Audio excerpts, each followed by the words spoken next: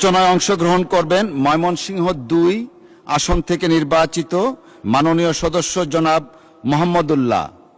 জনাব মোহাম্মদুল্লাহ, আপনার সময় ৫ মিনিট। ধন্যবাদ আপনাকে। আসসালামু আলাইকুম ওয়া রাহমাতুল্লাহি ওয়া বারাকাতুহু। মাননীয় স্পিকার, আপনাকে অসংখ্য ধন্যবাদ।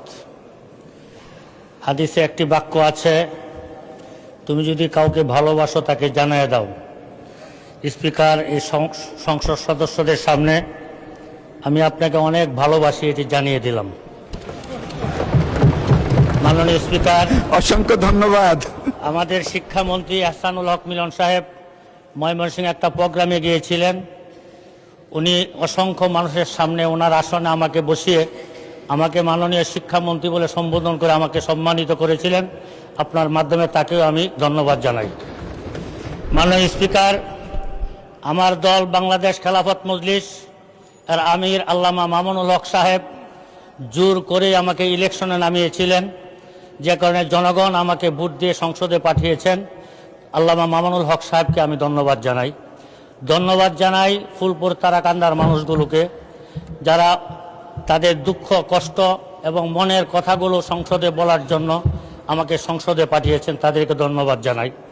মাননীয় স্পিকার, এই বঙ্গর অর্থনীতিতে আমাদের অর্থমন্ত্রী হৃষ্টপুষ্ট এবং হ্যান্ডসাম একটা বাজেট ঘোষণা করেছেন। আমি মনে করি বাজেটটা সর্বদিক থেকে ভালো না হলেও মোটামুটি তুলনামূলক ভালো। এরপরে এখানে আরেকটা এরকম বাজেট এই সংসদে অসংখ্য হয়েছে, বাজেটটা বাস্তবায়ন আমাদের স্থানীয়ভাবে বাস্তবায়ন হয় না।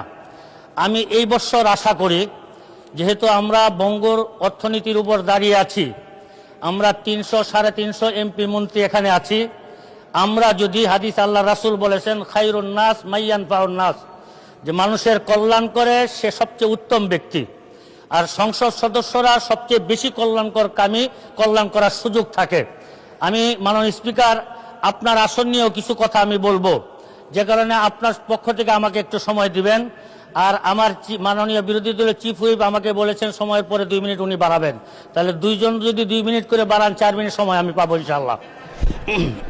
মাননীয় স্পিকার, এই চিফ হুইপ মহোদয় কিন্তু নেই, মাননীয় চিফ হুইপ মহোদয় নেই পক্ষে যিনি আছেন আমাদের রফিকুল ইসলাম খান সাহেব আছেন, উনি হয়তো সময় বাড়িয়ে দিবেন, হুইপ আছেন।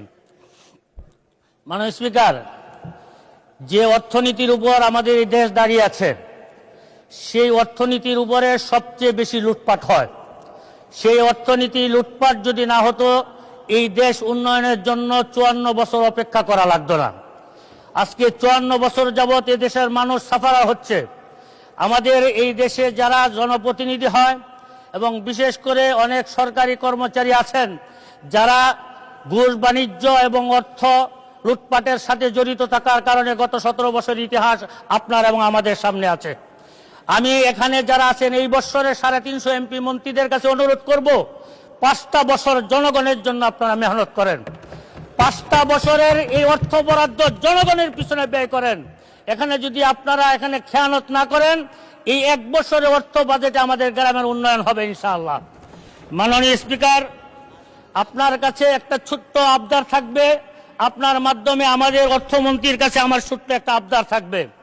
বিএনপি যখন থেকে প্রতিষ্ঠিত হয়েছে, বাংলাদেশের কওমি গণনার প্রতিটি মানুষ বিএনপির সাথে ছিল, এখনো আছে। কিন্তু বিগত সময়ে কওমি গণনার কোনো মানুষদের নিয়ে কোনো বরাদ্দের কথা কখনো আসে নাই। এই বছর আমরা ভেবেছিলাম যে এই বছর যেহেতু বিএনপি ইসলামপন্থী দল, ইসলামে মূল্যবোধে বিশ্বাসী, তারা যেমন নৃগোষ্ঠীকে তারা অর্থনীতির বরাদ্দের মধ্যে এনেছে, কওমি অঙ্গনকেও তার বরাদ্দের মধ্যে আনবে। কিন্তু অত্যন্ত দুঃখের বিষয়, কওমি গণনার আলেম উলামা এবং সেই সমাজের মানুষগুলোকে তারা কোন গ্রহের মানুষ মনে করে, এটা আমার বুঝে আসে না মাননীয় স্পিকার। এই জন্য আমি অর্থমন্ত্রীর কাছে সবিনয় অনুরোধ করব যে কওমি গণনার আলেম উলামা ছাত্রদেরকেও আপনাদের এই অর্থ মন্ত্রণালয়ের একটা বাজেট দিয়ে তাদেরকে আপনাদের এই দেশ উন্নয়নের কাজে তাদেরকে কাজে লাগানোর ব্যবস্থা করা হোক। মাননীয় স্পিকার, আপনি যে অঞ্চলের এমপি, আমি আপনার কাছাকাছি এমপি, আপনার এলাকায় যত সমস্যা, সেই সমস্যা আমার এলাকাও। লক্ষ লক্ষ মানুষের শুধু একটাই ফোন আসে, এই বৃষ্টির দিন মানুষ কোথাও চলাচল করতে পারে না, প্রতিটা রাস্তাঘাটে হাঁটু পানি পর্যন্ত জমে যায়, রিক্সা উল্টে অনেক মানুষ অ্যাক্সিডেন্ট করে। মাননীয় স্পিকার, আমি আপনার কাছে আপনার মাধ্যমে অনুরোধ করব, মাননীয় সদস্য, সময় শেষ, তারপরেও 2 মিনিট দাবি করা হচ্ছে, 2 মিনিট বাড়িয়ে দেওয়া হলো। আর আপনার কনস্টিটিউন্সির উপর দিয়ে আমি যাই, একটা তো দায়বদ্ধতাও আছে, 2 মিনিট বাড়িয়ে দেওয়া হলো। আপনার পক্ষ থেকে 2 মিনিট চাই মাননীয় স্পিকার। গ্রামীণ অর্থনীতিকে আগে আনতে হলে রাস্তাঘাটের উন্নয়ন লাগবে। এই রাস্তাঘাটে আমার এলাকায় প্রায় 2 থানায় প্রায় 400 কিলোমিটার রাস্তা কাঁচা, যতটুকু পাকা আছে ওইটুকু অচলযোগ্য। আমি মাননীয় সড়ক যোগাযোগ মন্ত্রীর কাছে অনুরোধ করব যে আমার দিকে একটু নজর দিবেন এবং আমার এলাকার মানুষের চলাচলে একটা সুব্যবস্থা করে দিবেন ইনশাআল্লাহ। মাননীয় শিক্ষামন্ত্রীর কাছে বলবো, মাননীয় শিক্ষামন্ত্রী, আপনি আমাকে অনেক ভালোবাসা দিয়েছেন, আমি আপনার প্রতি অনেক সন্তুষ্ট, খুশি।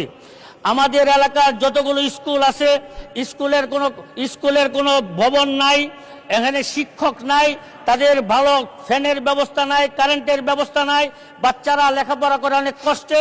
আপনি একটু শিক্ষা খাতে যেমন বড় বরাদ্দ পেয়েছেন, এই বরাদ্দটা যেন সুষম বন্টন হয়, আমার এলাকায় যেন আমি আমার প্রাপ্য অনুযায়ী যেন আমি পাই, এলাকার উন্নয়নে আমি কাজ করতে পারি। মাননীয় স্পিকার, আমার এলাকার 2টা থানা, একটা পৌরসভা আছে, পৌরসভা ইউনিয়নের মতো কোনো উন্নয়ন নাই, রাস্তাঘাট নাই, ড্রেনেজ নাই। ফুলপুর থানার উপজেলার মানুষ এবং পৌরসভার মানুষগুলো বৃষ্টি আসলে তারা চলাচল করতে পারে না। আমি বলবো প্রত্যেকটা পৌরসভাকে যেন উন্নত করা হয়, সি গ্রেড থেকে এ গ্রেডে উন্নত করা হয়। ঠিক তেমনি ভাবে তারাকান্দা বিশাল একটা বাজার এবং বিশাল জনগোষ্ঠী এখানে বসবাস করে। এটা পৌরসভা না থাকার কারণে গ্রামের এলাকার মতো ইউনিয়ন পরিষদের মতো রাস্তাঘাট নাই, ড্রেনেজ নাই, পানি জলবদ্ধতার কারণে মানুষ চলাচল করতে পারে না। মাননীয় স্পিকার, আপনার মাধ্যমে তারাকান্দা যেমন উন্নয়ন চাই, ঠিক তেমনি ভাবে তারাকান্দাকে পৌরসভা ঘোষণা করা হোক, এই আবেদন আমি আপনার মাধ্যমে জানাই। মাননীয় স্পিকার, সময় শেষ হয়ে যাচ্ছে, আপনি দয়া করে একটু সময় আমাকে বাড়িয়ে দিবেন। মাননীয় স্পিকার, স্বাস্থ্য খাত নিয়ে আমি কথা বলেছিলাম, কিন্তু স্বাস্থ্য খাতের আমি শুনেছি যে 101 শয্যা বিশিষ্ট হাসপাতালের একটা অনুমোদন হয়েছে, কিন্তু অনুমোদন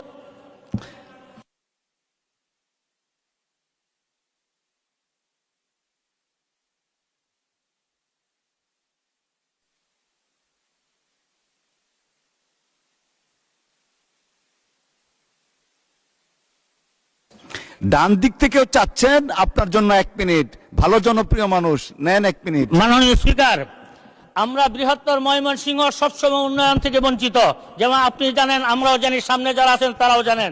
আজকে প্রধানমন্ত্রী বেগম খালেদা জিয়া বেঁচে থাকলে হয়তো আমি এই বেঞ্চে না থেকে ওই বেঞ্চে থাকতাম। আমি আপনাকে আমাদের অভিভাবক মনে করি, আপনি অভিভাবক হয়ে আমাদের বৃহত্তর ময়মনসিংহ উন্নয়নে আমাদেরকে অবদান রাখার সুযোগ দিবেন ইনশাআল্লাহ। সাথে সাথে গতকালকে একটা সংবাদ পাইলাম যে ময়মনসিংহ থেকে শেরপুরের রেল লাইনের একটা অনুমোদন পাস হয়েছে। আমি আপনার মাধ্যমে রেলমন্ত্রীর কাছে অনুরোধ করব, এই রাস্তাটা যেন জামালপুর থেকে শেরপুর না হয়ে ময়মনসিংহ, তারাকান্দা, ফুলপুর, হালুয়াঘাট হয়ে শেরপুর হয়, তাহলে লক্ষ লক্ষ মানুষের উপকার হবে। মাননীয় স্পিকার, আপনাকে অসংখ্য ধন্যবাদ, আপনার পক্ষ থেকে 1 মিনিট সময় দিয়েছেন, এটা আমার জন্য লাখ মিনিট। আল্লাহ পাক আপনাকে সুস্থ রাখুন, ভালো রাখুন। আসসালামু আলাইকুম ওয়া রাহমাতুল্লাহি ওয়া বারাকাতুহু। অসংখ্য ধন্যবাদ মাননীয় সদস্য।